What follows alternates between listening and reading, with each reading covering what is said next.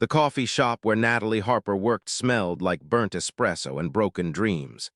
At 5:47 a.m., she was already on her second shift of the day, having closed the previous night and opened this morning. Her feet ached, her eyes burned, and she had exactly $14.23 in her bank account until Friday's paycheck. She was 28 years old with a master's degree in literature gathering dust, while she pulled double shifts to keep her head barely above water. This wasn't how her life was supposed to turn out. Natalie, her manager Dennis, poked his head out from the back office. "There's someone here asking for you." Natalie looked up from the espresso machine she'd been cleaning, confused. No one knew she worked here. She'd carefully kept her educated friends from knowing about her barista job, the shame of failure too heavy to share. In the dining area sat a man who looked like he'd walked out of a Forbes magazine cover. Tall, impeccably dressed in a charcoal suit that probably cost more than her annual rent, with dark hair and sharp features that would have been handsome if they weren't so severe.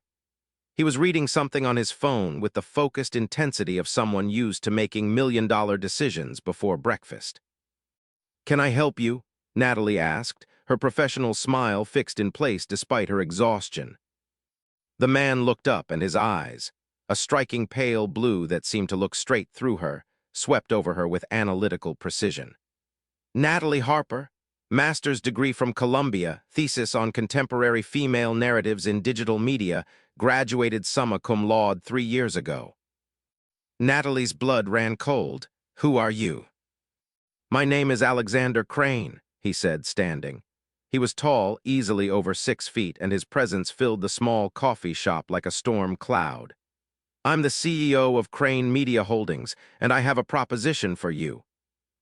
"I'm not interested in whatever multi-level marketing scheme."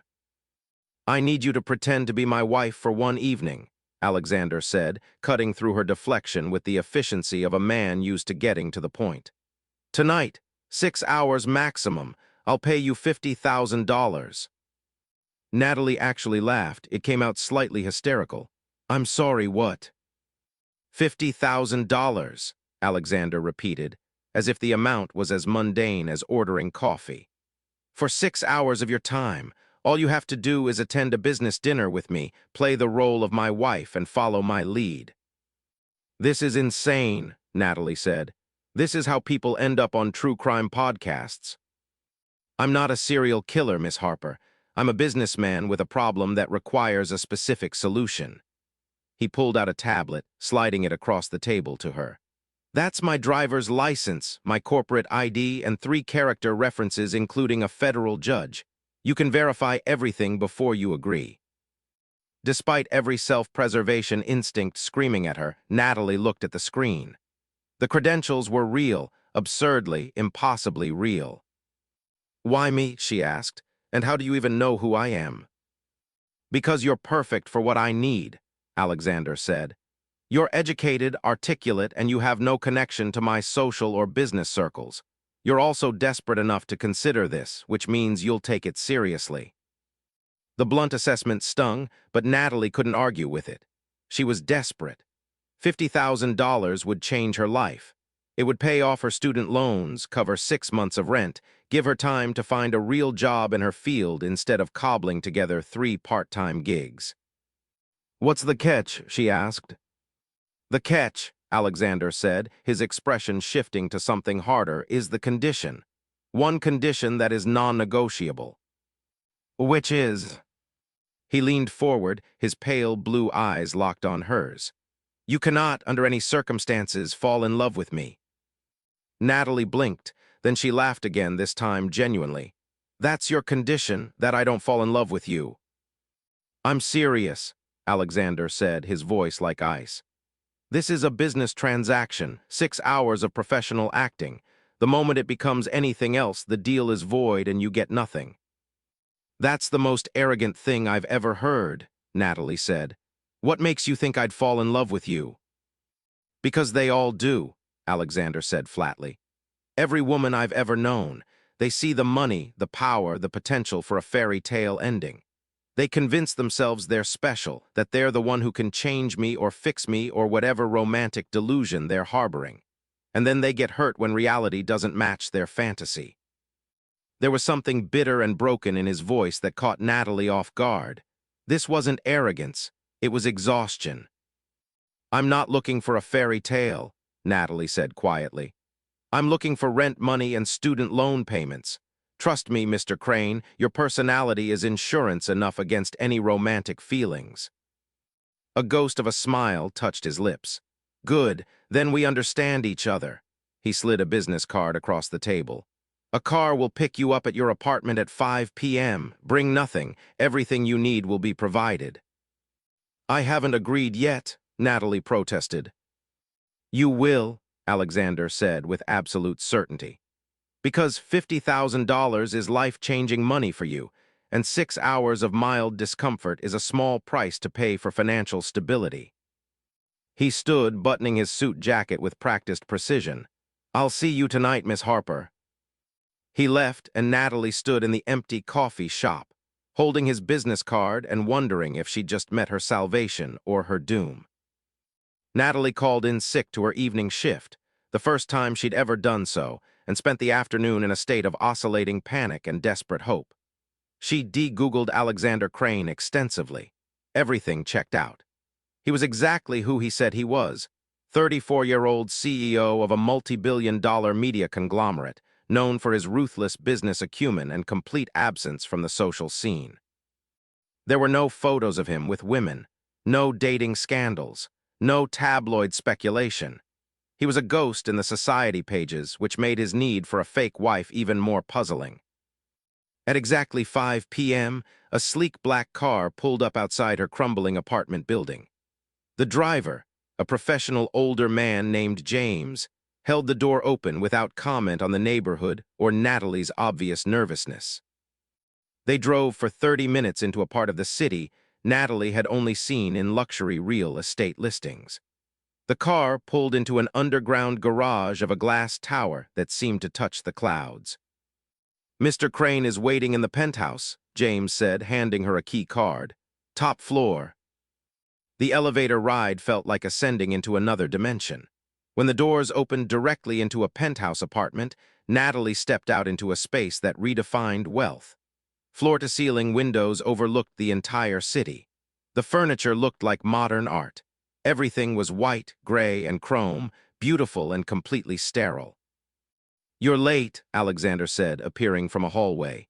He was in dress pants and a partially buttoned white shirt, his dark hair damp from a recent shower. "We have 45 minutes before the car arrives." "I'm 3 minutes late," Natalie protested. "3 minutes is late," Alexander said. "Come with me." He led her through the penthouse to a bedroom that looked like it had been staged for a photo shoot.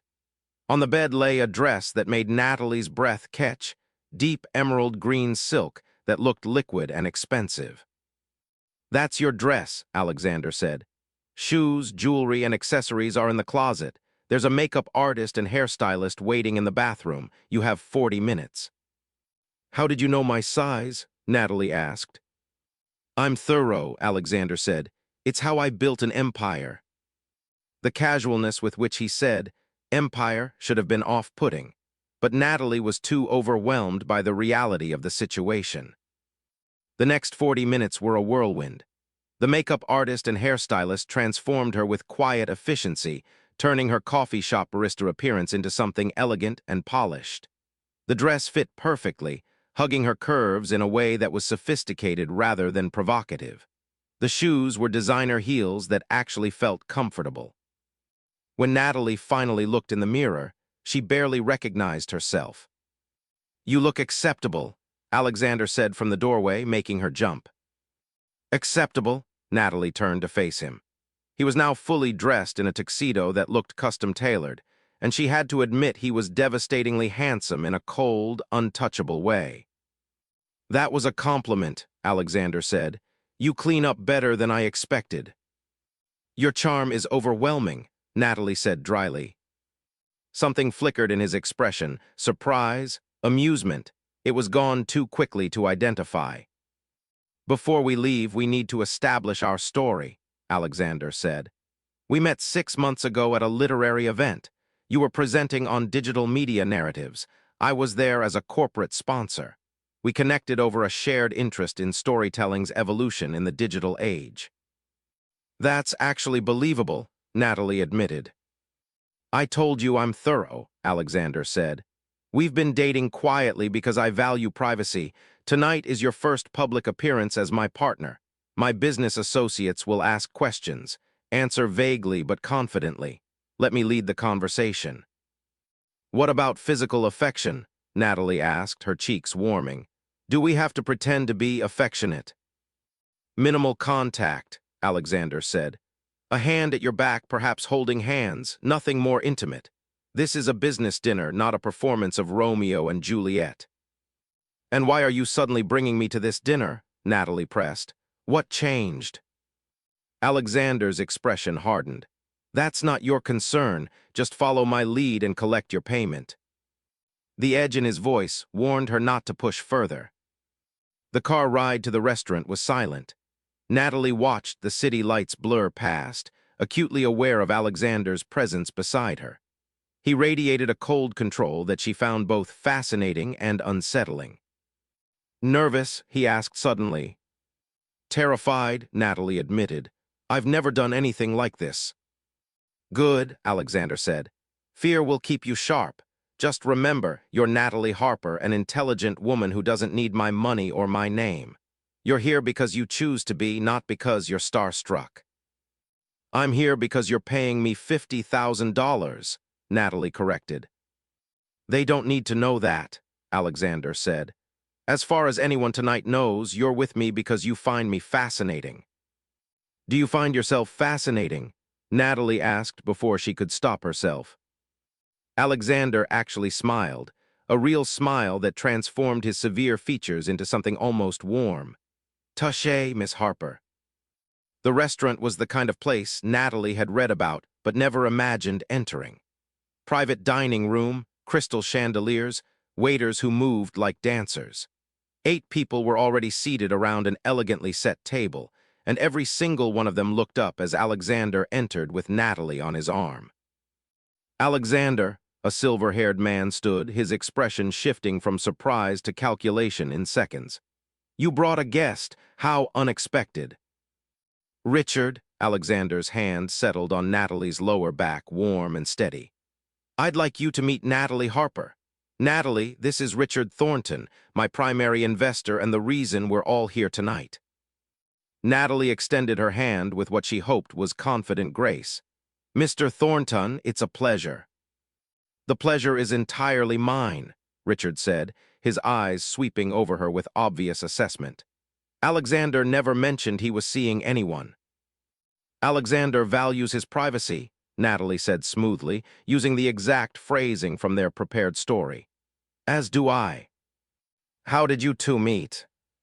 Natalie launched into their fabricated history, and she could feel Alexander's approval in the slight pressure of his hand against her back. The story flowed naturally, aided by the fact that parts of it were based on her real academic work. As they took their seats, Natalie became aware of the dynamics at play. This wasn't just a dinner, it was a chess game. Every comment, every gesture was calculated, and Alexander was playing against opponents who clearly hadn't expected him to show up with a partner. So Natalie, a woman across the table with perfect features and a predatory smile, leaned forward. What do you do? It was a trap. Natalie could feel it. If she mentioned her barista job, she'd be dismissed as gold-digging staff. If she mentioned her degree, she'd seem pretentious. I'm a consultant in digital media narratives, Natalie said, borrowing from her academic work and making it sound corporate. I help companies understand how storytelling has evolved in the digital age. Alexander's hand tightened almost imperceptibly on hers. Approval. How fascinating, the woman said, her tone suggesting it was anything but. And you do this independently. I prefer the flexibility of independent consulting, Natalie said. It allows me to choose projects that genuinely interest me rather than being beholden to corporate politics. A ripple of surprise went through the table. She just subtly insulted their entire corporate lifestyle while making herself sound principled. Alexander's lips twitched with what might have been amusement. The dinner continued, a carefully choreographed dance of business negotiations disguised as social pleasantries. Natalie found herself genuinely engaged, her literature background giving her unexpected insight into the subtext of every conversation. "You're good at this," Alexander murmured during a lull in conversation, his voice low enough that only she could hear. "At what?" Reading the room, understanding what's not being said. His pale blue eyes studied her with new interest. "That's a rare skill." "I have a master's degree in analyzing narrative subtext," Natalie said. "This is just a different kind of story." "It's more than that," Alexander said. "You're not intimidated by them." "Should I be?" "Most people are," Alexander admitted. "That's why they bore me." Before Natalie could respond, Richard Thornton called for attention. "I'd like to propose a toast," he said, raising his wine glass. "To Alexander, who has finally found someone who can tolerate his personality." Polite laughter rippled around the table, but Natalie caught the edge beneath Richard's jovial tone. This was a test. "Actually," Natalie said, surprising herself with her boldness, "I find Alexander's directness refreshing. In a world of corporate doublespeak and false pleasantries, honesty is undervalued." The table fell silent. Alexander's hand found hers under the table, squeezing gently, a warning or gratitude, she wasn't sure. "Well said," Richard replied, his expression unreadable. "Alexander, you found yourself an interesting one." The phrase, interesting one, hung in the air like a challenge. The rest of the dinner passed in a blur of conversations that Natalie navigated with increasing confidence. By the time dessert arrived, she'd almost forgotten this was a performance. Almost. As they were preparing to leave, Richard pulled Alexander aside for a private conversation. Natalie stood near the entrance, suddenly alone and acutely aware that she was an outsider in this world. "So you're the latest one?" a voice said beside her. Natalie turned to find a stunning woman in her 30s, perfectly polished and radiating hostility. "Excuse me." "Alexander's latest acquisition," the woman clarified. "I'm Victoria Ashford. I was engaged to Alexander 2 years ago." Natalie's heart stuttered. This was information Alexander hadn't shared. "I see," Natalie said carefully. "He does this, you know," Victoria continued, her smile sharp. "Finds intelligent, principled women and makes them fall in love with him. Then he discards them the moment they want something real. It's like a game to him." "That sounds more like your experience than mine," Natalie said, her voice cooler than she felt. Victoria laughed. "Oh, you're still in the denial phase. That's sweet. Let me guess, he told you there's a condition, that you can't fall in love with him." Natalie's silence was answer enough. "He told me the same thing," Victoria said. "It's his insurance policy. He breaks your heart, but technically it's your fault for breaking the rules." She leaned closer. "Run while you can. Alexander Crane doesn't know how to love anything except his empire." She walked away, leaving Natalie shaken. When Alexander returned, he immediately noticed her changed demeanor. "What's wrong?" "Why didn't you tell me you'd been engaged?" Natalie asked quietly. Alexander's expression went carefully blank. "Because it's not relevant. Victoria says you do this. Find women and make them fall for you just to discard them." "And you believe her?"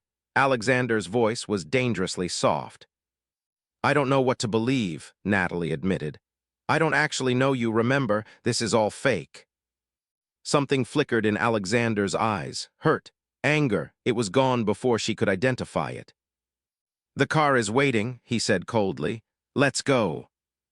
The ride back to the penthouse was arctic with silence. Natalie stared out the window, her mind replaying Victoria's warning. Alexander sat rigid beside her, his jaw clenched.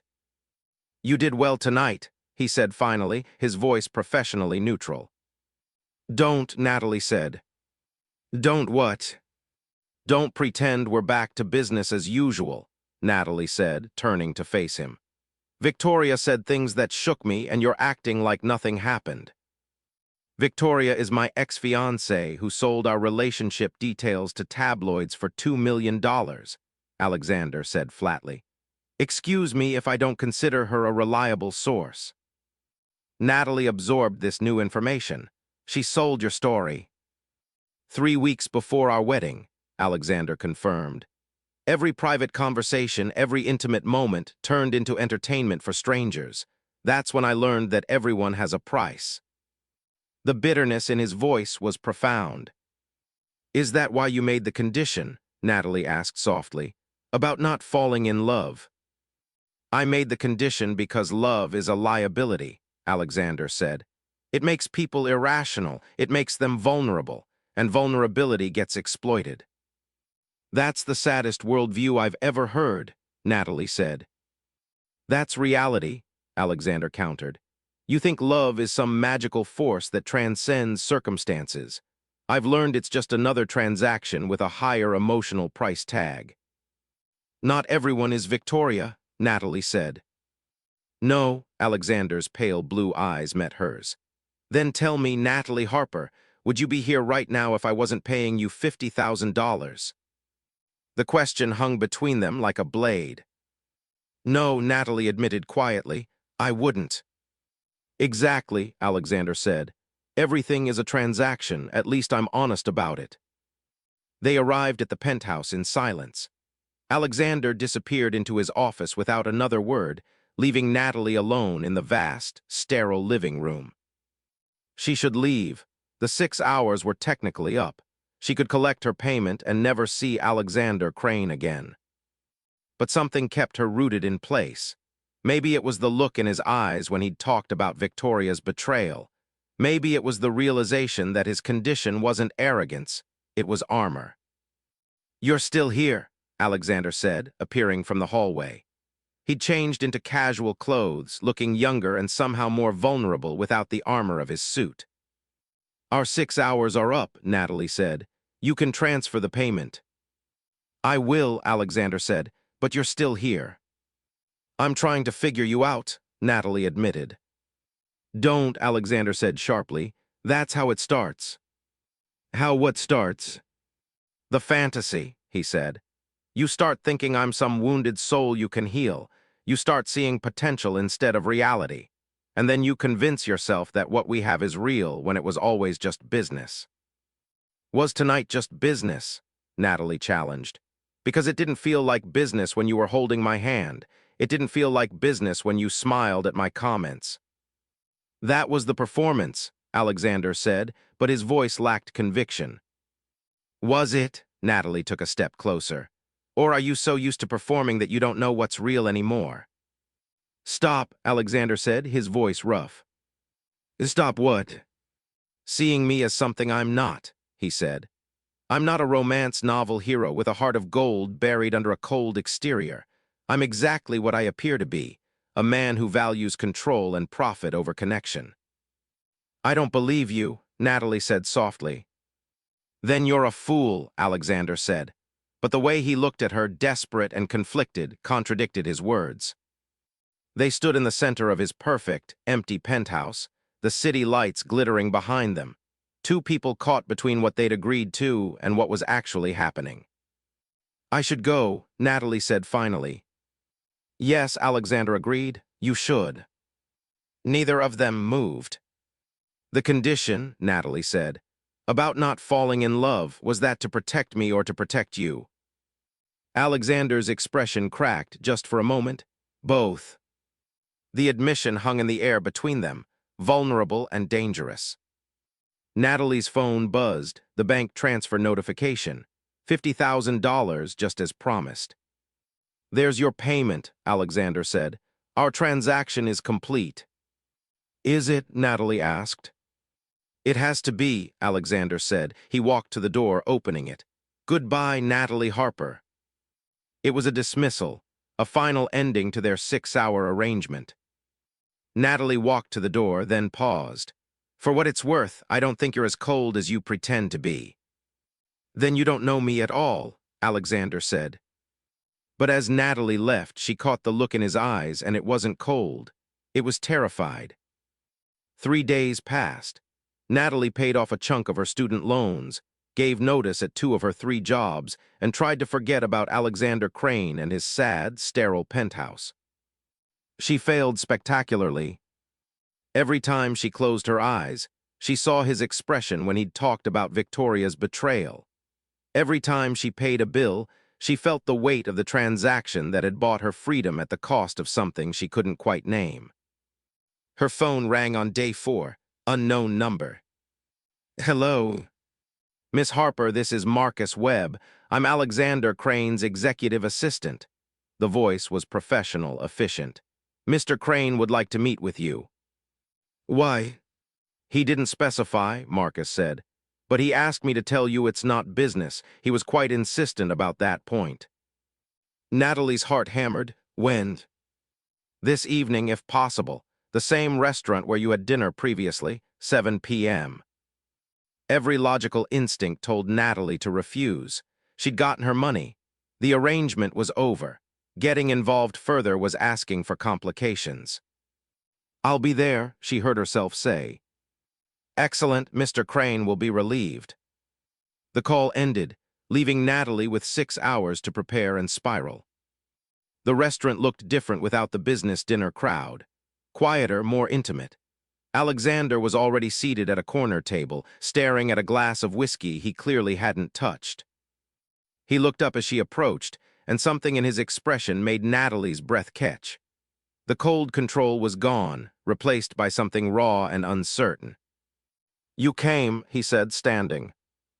"Your assistant said it wasn't business," Natalie replied, sitting across from him. "It's not," Alexander confirmed.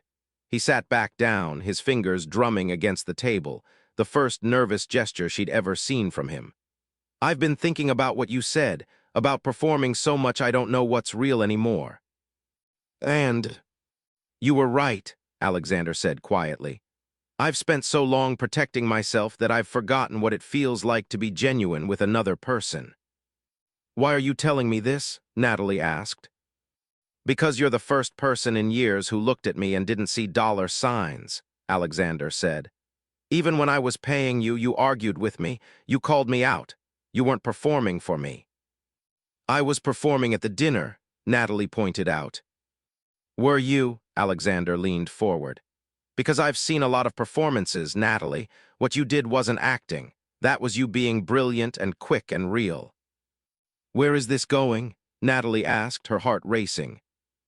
Alexander took a breath, and for the first time he looked genuinely vulnerable. "I want to break my own condition." "What?" "The condition about not falling in love." His pale blue eyes met hers directly. "I want permission to break it." Natalie felt like the ground had shifted beneath her. "You can't just decide to fall in love because you have permission." "I'm not deciding," Alexander said. "I've already fallen. I fell somewhere between you defending me to Richard Thornton and you calling out my cynical worldview. I fell, and now I'm asking if there's any possibility you might feel the same way." "This is insane," Natalie whispered. "We barely know each other." "I know you're brilliant," Alexander said. "I know you're fierce and principled and you make terrible coffee but won't admit it. I know you have student loans you're too proud to accept help with and a mother you call every Sunday. I know you, Natalie." "You investigated me," Natalie protested weakly. "Initially, yes," Alexander admitted. "But I learned the real you at that dinner, and then I spent 3 days trying to convince myself I could go back to my empty life and forget you. It didn't work." Natalie's mind raced. This was everything Victoria had warned her about, Alexander making someone fall for him. But it didn't feel like manipulation. It felt like a man who'd spent years in emotional isolation finally reaching out. "Your condition," Natalie said slowly. "It was meant to protect both of us. What happens when this doesn't work out, when the fairy tale ends and we're left with reality?" "Then we'll deal with it," Alexander said. "Like adults, like equals, no tabloid sales, no betrayals, just 2 people who tried and maybe failed."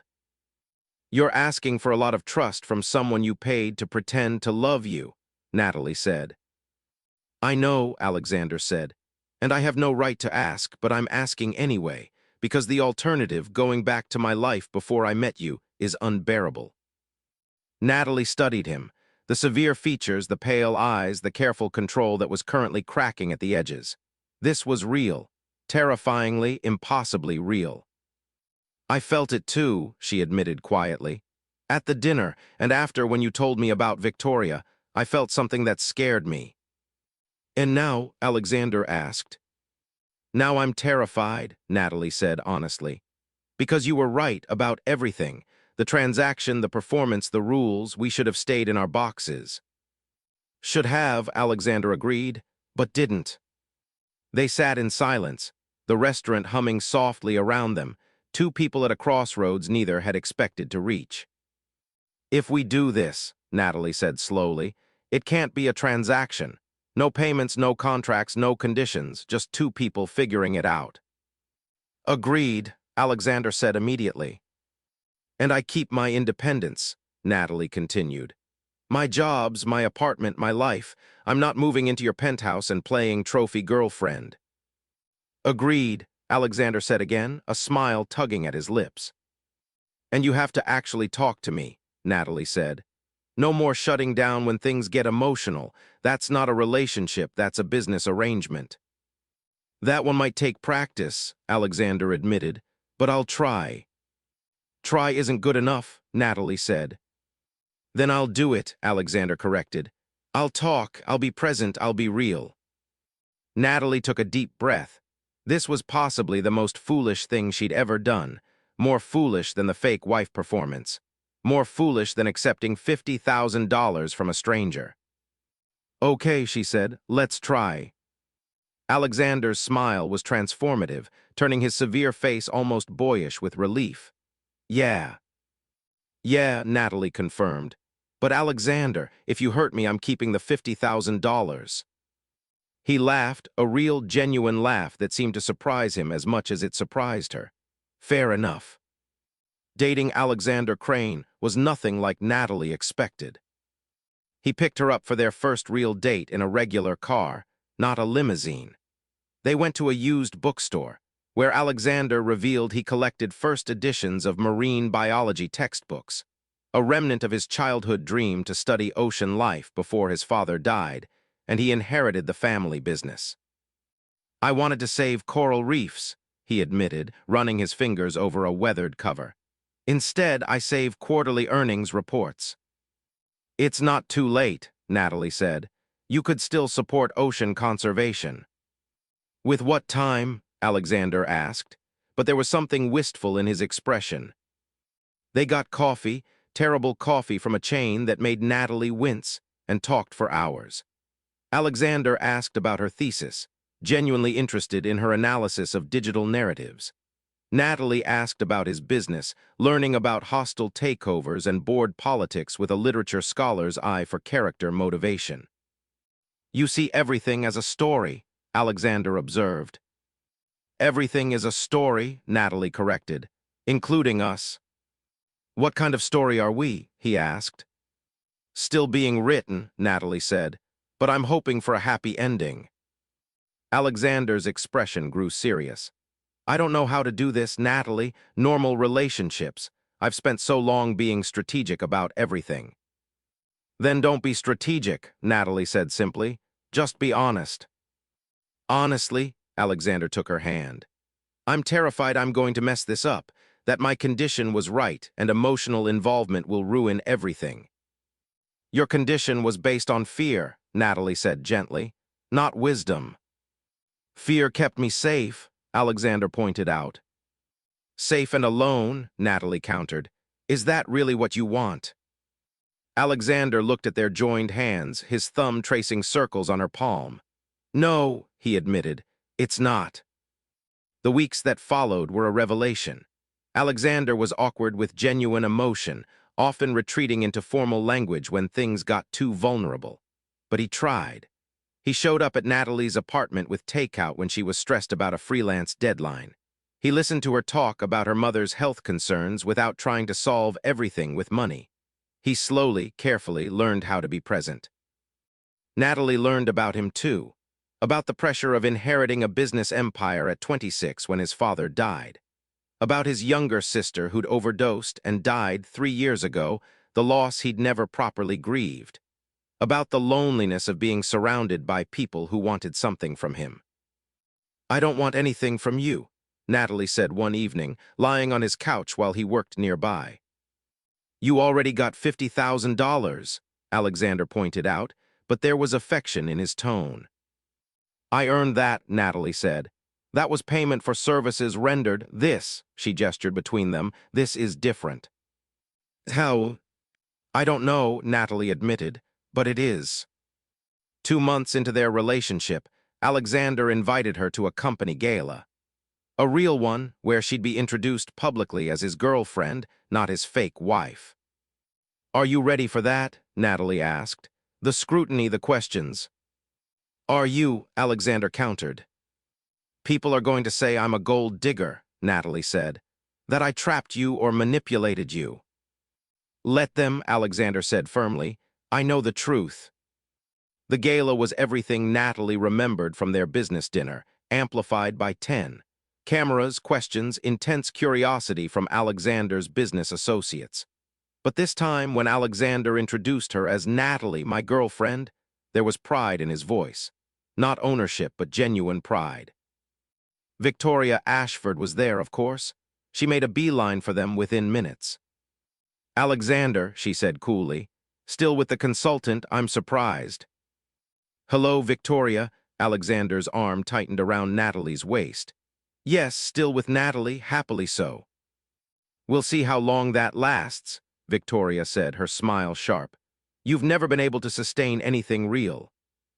"That's because I'd never found anyone real," Alexander said, looking at Natalie. "Until now." Victoria's expression faltered. Then she recovered her professional smile back in place. "Well, good luck to you both." She walked away, leaving Natalie slightly stunned. "You meant that?" she said to Alexander. "Every word," he confirmed. Later, during the dinner, Richard Thornton approached their table. "Alexander, I have to say, you seem different lately, happier." "I am," Alexander said simply. "It's her influence, I assume." Richard nodded toward Natalie. "It's my influence," Natalie interjected. "I'm teaching him that vulnerability isn't weakness." Richard laughed. "Bold, I like her, Alexander, don't screw this up." "I'm trying not to," Alexander said. As they danced later, a real dance, not a performance, Alexander pulled Natalie close. "Thank you," he murmured against her hair. "For what?" "For breaking my condition," he said. "For proving me wrong about everything." "I haven't proven you wrong yet," Natalie said. "We're still figuring this out." "But you're here," Alexander said. "You stayed. After the payment, after the performance, after every reason to walk away, you stayed." "So did you," Natalie pointed out. "Because I love you," Alexander said. The words hung in the air between them, vulnerable and unprecedented. Natalie pulled back to look at him, seeing the fear and hope warring in his pale blue eyes. "You love me?" she asked softly. "I do," Alexander confirmed. "I didn't want to, I fought against it, but I love you, Natalie Harper." "That breaks your condition," Natalie said, her heart soaring. "Good," Alexander said. "That condition was the stupidest thing I ever invented." "I love you too," Natalie said. "I think I have since that first dinner when you smiled at my commentary and I realized you were human under all that ice." They kissed in the middle of the dance floor, surrounded by hundreds of people who were probably already gossiping. Neither of them cared. 6 months after their first fake dinner, Natalie received a call from Marcus Webb. "Miss Harper, I need to inform you of something regarding Mr. Crane." Natalie's heart clenched. "Is he hurt?" "No, nothing like that," Marcus said quickly. "But there's a situation you should be aware of. Victoria Ashford has contacted several media outlets with a story about Alexander. She's claiming that his relationship with you is a publicity stunt, that he paid you to pretend to be his girlfriend." Natalie's blood ran cold. "What?" "She has some circumstantial evidence, timing of your relationship, financial transfers around that period. Nothing conclusive, but enough to create a scandal. "Where S. Alexander?" Natalie demanded. "In an emergency board meeting. The investors are concerned about negative publicity affecting stock prices." "Tell him I'm coming," Natalie said. "Miss Harper, that might not be." "Tell him," Natalie interrupted, "I'm coming." She arrived at Crane Media Holdings within the hour, still in her coffee shop uniform because she'd come straight from work. The receptionist tried to stop her, but Marcus appeared and escorted her to the top floor. "He doesn't know you're here," Marcus warned. "He's been trying to protect you from this." "That's not his decision to make," Natalie said.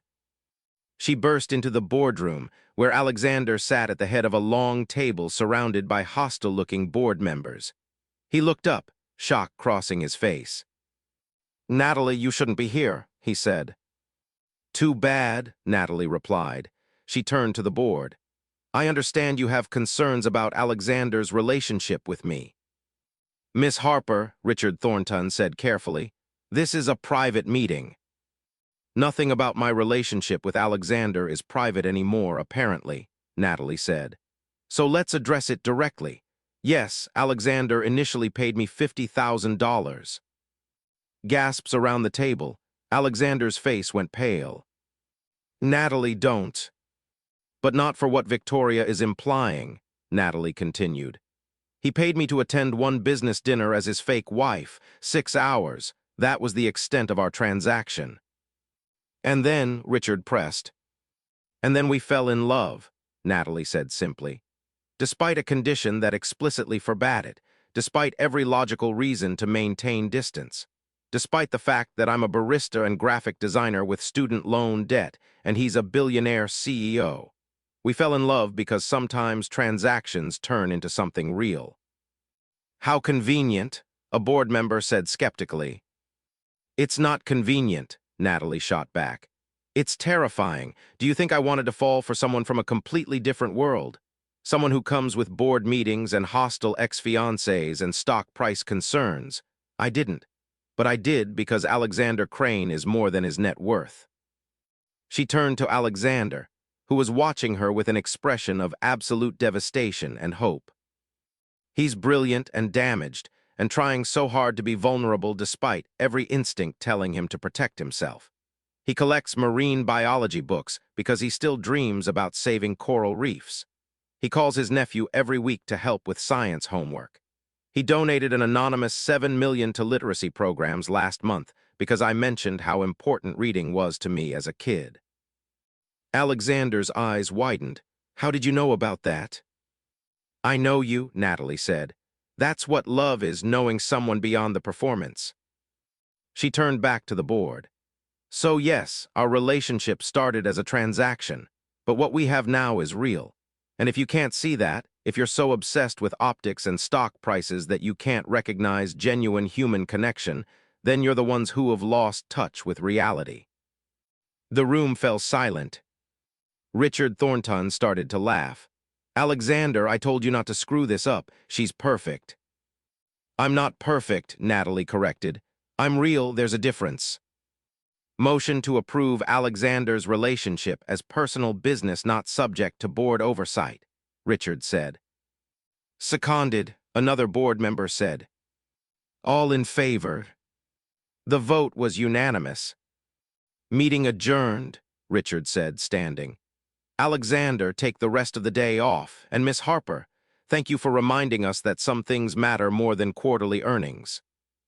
The board filed out, leaving Natalie and Alexander alone in the massive conference room. "You didn't have to do that," Alexander said quietly. "Yes, I did," Natalie replied. "You've spent months being vulnerable for me. It was my turn." Alexander crossed to her, pulling her into his arms. "I love you. God, I love you so much." "I love you too," Natalie said, "even though you made me face down your board of directors in my coffee shop uniform." Alexander laughed, the sound breaking through the tension. "You were magnificent." "I was terrified," Natalie admitted. "That's what made it magnificent," Alexander said. "You were terrified and you did it anyway, for me." Always for you, Natalie confirmed. They stood in the empty boardroom, holding each other while the city sprawled below them through floor-to-ceiling windows. What do we do about Victoria? Natalie asked. Nothing, Alexander said. She's desperate and bitter. We don't need to respond to her. The truth is already out there. The truth that you paid me. The truth that we're real, Alexander corrected. Everything else is just noise. Natalie pulled back to look at him. Your condition, about not falling in love, if you could go back, would you still make it? Alexander considered. Yes, he said finally. Because it showed me who you are, you could have violated it easily. You could have pretended feelings to secure more money. Instead, you fought against it as hard as I did. And when we did fall in love, it was genuine, not strategic, not manipulative, just real. So the condition worked? Natalie asked, amused. Not the way I intended, Alexander admitted. I thought it would protect me from getting hurt. Instead, it proved that you were someone worth getting hurt for. That's very romantic for a man who claimed love was just a transaction, Natalie teased. You've corrupted me, Alexander said, but he was smiling. Good, Natalie replied. 1 year after their first fake dinner, Alexander took Natalie back to the same restaurant where it all began. She wore the same emerald dress. He wore the same tuxedo. Why are we here? Natalie asked. Because I want to recreate our first date, Alexander said. Except this time it's real, all of it. They sat at the same table, ordered the same food, but everything was different because they were different. As dessert arrived, Alexander pulled out a small velvet box. I have a proposition for you, he said. Natalie laughed. Are you seriously using the same language you used when you hired me? I'm framing this in terms you'll understand, Alexander said, but he was nervous. She could see it in the slight tremor of his hands. Natalie Harper, I'm offering you a lifetime contract. No conditions, no performance requirements, no transaction beyond two people loving each other. He opened the box, revealing a stunning ring with an emerald center stone. I'm asking you to marry me. For real this time, will you? Natalie looked at the ring, then at Alexander's face, hopeful and vulnerable and completely genuine. She thought about the broke barista who'd taken $50,000 from a stranger, about the performance at a business dinner, about a condition designed to prevent exactly this moment. She thought about how transactions could become real, how protection could become prison, how the stupidest rules sometimes led to the best outcomes. Yes, she said, but I have one condition. Alexander's expression faltered. What condition? That you promise to fall in love with me every single day, Natalie said. Not once and done, every single day. Alexander's smile was transformative, turning his severe features into something warm and alive. I can do that, he said. I've been practicing. He slid the ring onto her finger, and Natalie realized that the broken condition, the rule against falling in love, had been the thing that saved them both. Because when you build walls high enough to feel safe, you also build them high enough to keep out everything real. And sometimes, the best thing that can happen is for someone to break through those walls and prove that vulnerability isn't weakness. It's the only way to truly live. 2 years later, Alexander and Natalie stood on a beach in front of a small crowd. Not a performance, not a transaction, just two people who'd found each other through the most unlikely circumstances. I still can't believe you hired me to be your fake wife, Natalie said as they swayed to music under string lights. Best investment I ever made, Alexander replied. I wasn't an investment, Natalie protested. You were, Alexander corrected. An investment in my future, in the possibility that I could be something more than my net worth. And are you? Natalie asked. With you, Alexander pulled her closer. I'm everything I never knew I wanted to be. On the beach, surrounded by friends and family, Alexander Crane, the billionaire who'd once believed love was a liability, held his wife and finally understood. Some conditions are meant to be broken. Some transactions become transformations. And sometimes, the person you hire to pretend to love you becomes the only person who ever truly did.